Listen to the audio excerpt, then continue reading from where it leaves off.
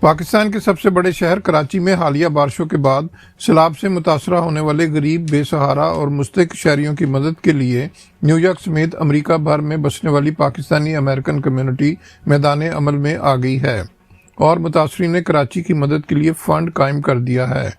Community کی نمائندہ تنظیم بروکلن ایمرج کے ذکریہ خان کے زیر اہتمام Pakistani American community new York کا ایک اہم اجلاس ہوا، جس میں کمیونٹی کی مختلف اہم و نمائندہ تنظیموں کے قائدین احسن چغتائی، صاحبزادہ شبیر، نثار خلیل، کاشف حسین، بازا روحی، خرم خان، امتیاز احمد، اسلم ڈھلو، عطیہ شہناز، زنیرہ چغتائی، اسرا راشد، ہارون رشید، رضوان یزدانی اور عامر یونس سمیت دیگر اکٹھے ہوئے۔ اجلاس میں فیصلہ کیا گیا کہ پاکستانی امریکن کمیونٹی متاثرہ اہالیہ نے کراچی کی اپنی استطاعت کے مطابق مدد کرے گی۔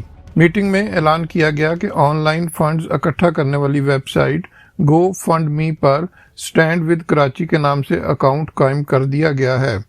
پاکستانی امریکن کمیونٹی سے اپیل کی گئی کہ اس اکاؤنٹ میں اپنی استطاعت کے مطابق فنڈز دیں اور اہالیہ نے کراچی کی مدد کریں۔